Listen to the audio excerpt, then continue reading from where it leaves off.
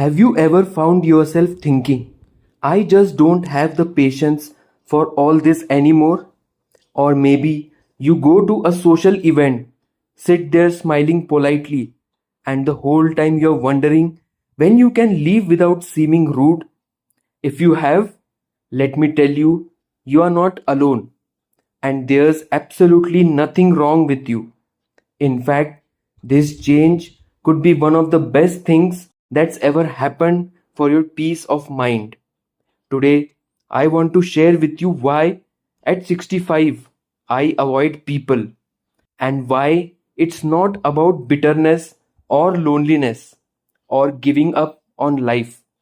It's actually the opposite. It's about finally living life on my own terms. And if any part of you has been feeling the same way, I hope my story makes you feel seen, understood, and maybe even a little inspired. As we get older, our energy becomes a precious resource. It's not unlimited like it used to be. I remember when I was in my 30s, I could work a full day, go to a noisy party, dance until midnight, and still get up the next morning bright eyed. These days, just attending a crowded event feels like it drains me for the whole next day.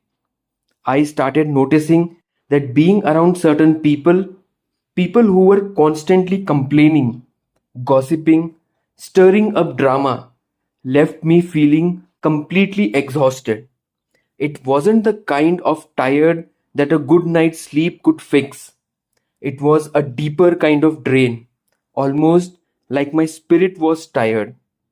And that's when it hit me. Not everyone deserves access to my energy.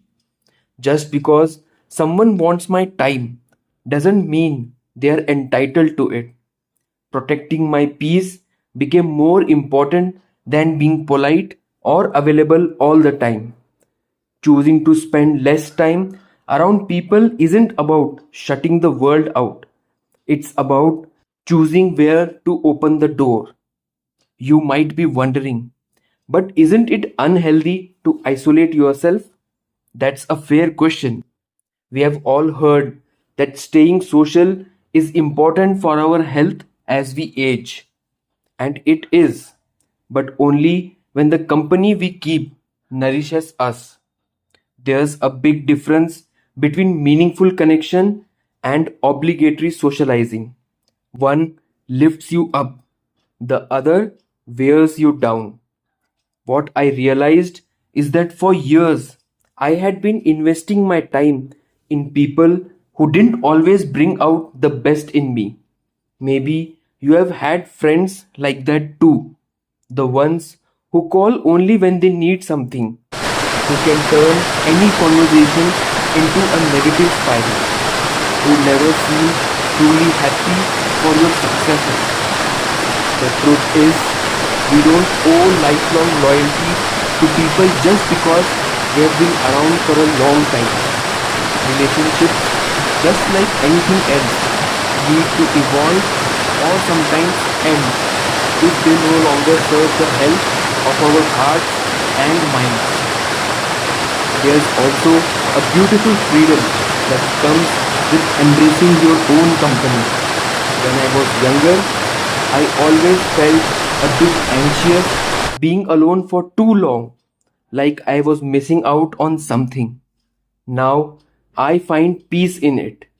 A quiet morning with a cup of coffee, sitting by the window and watching the sun come up feels more fulfilling than half the conversations I used to force myself into.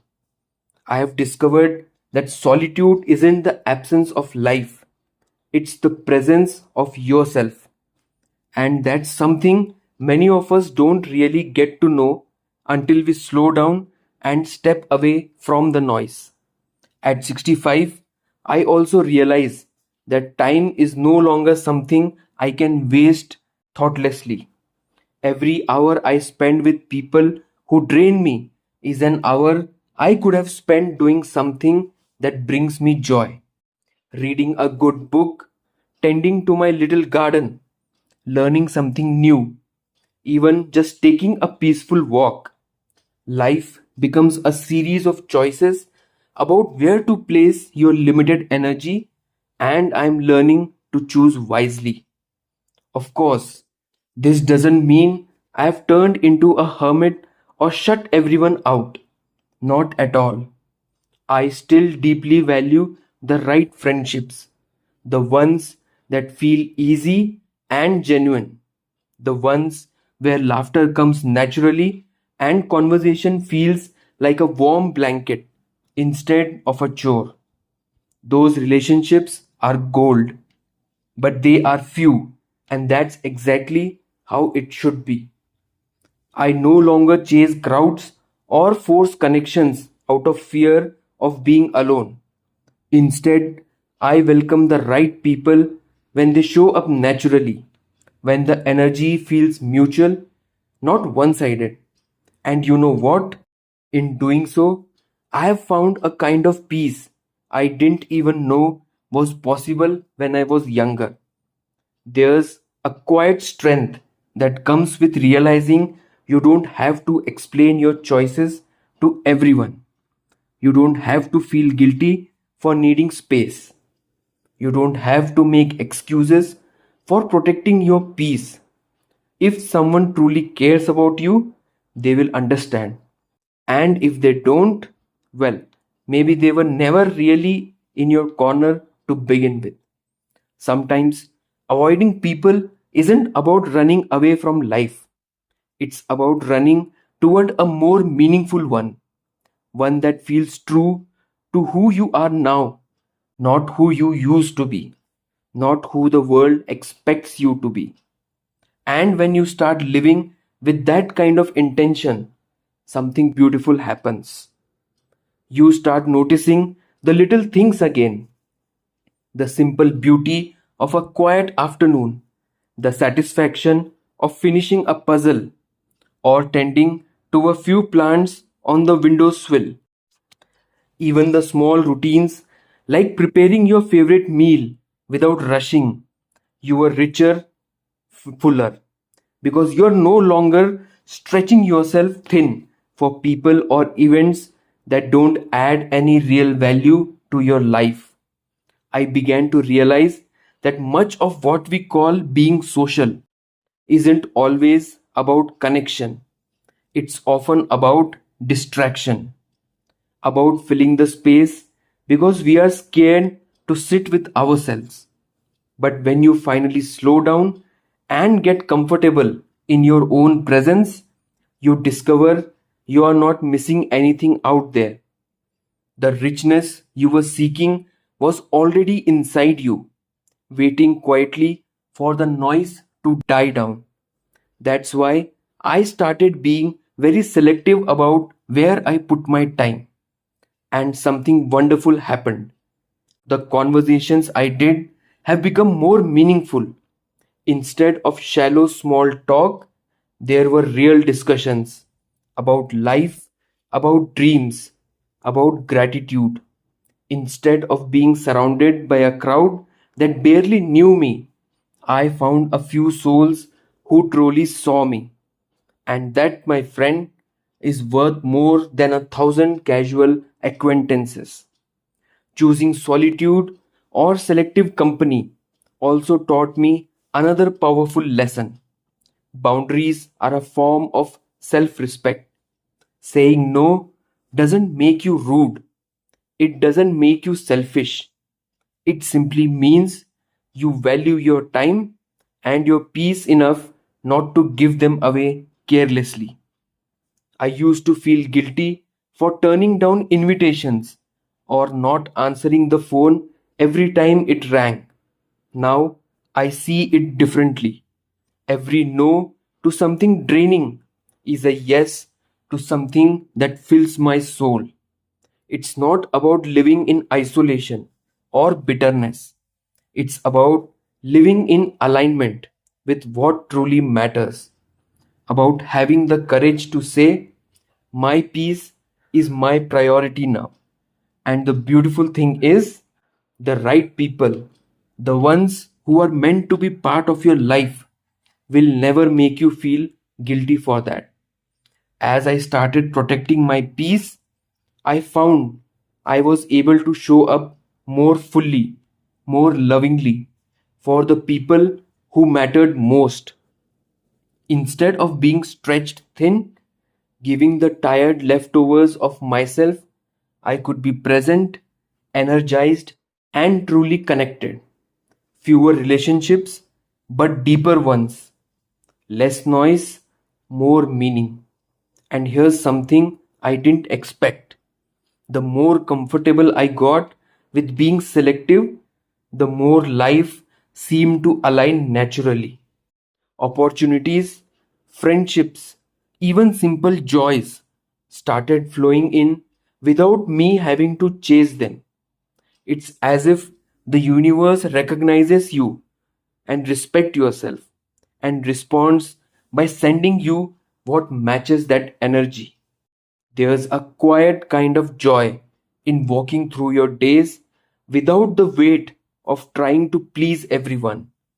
A deep satisfaction in knowing that your time, your energy, and your heart are being spent wisely.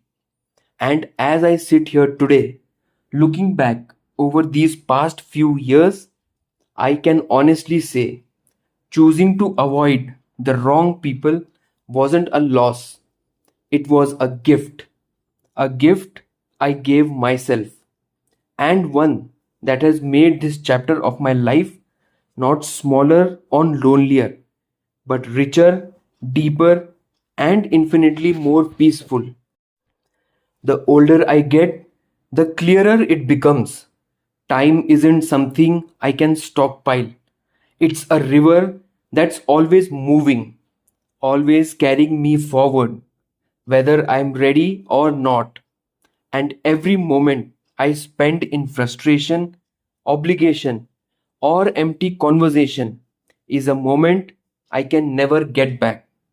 That's why I avoid people who bring drama, negativity, or chaos into my life. I simply can't afford it anymore.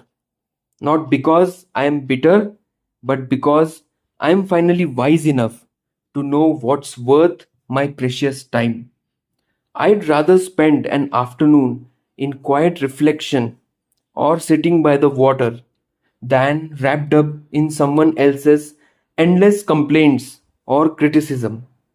I've learned that peace isn't something you stumble upon, it's something you choose again and again. Sometimes that choice looks like staying home instead of going out. Sometimes it looks like turning off the phone, sitting in silence, and letting yourself be. And sometimes it looks like smiling politely, excusing yourself, and walking away from people who don't nourish your spirit. Life after 60 can be the most beautiful chapter if we dare to live it authentically. We have spent decades caring for others, chasing approval, doing what was expected. Now it's your time to slow down, to listen to our own hearts, to be honest about what we truly want and need. So if you find yourself avoiding people, protecting your quiet moments, choosing solitude over shallow company, embrace it. It's not a weakness. It's not something to apologize for. It's a sign that you're honoring your life, your heart, and your one precious journey. And if no one else has told you today, I am proud of you. You are not falling behind. You are not missing out. You are stepping into the richest, most honest part of life. The part where you get to choose joy, peace, and authenticity every single day. Thank you for spending a few minutes of your journey with me today. If this touched your heart, I would love for you to share your thoughts below. Here's to living fully, loving deeply, and protecting our peace at any age. See you soon.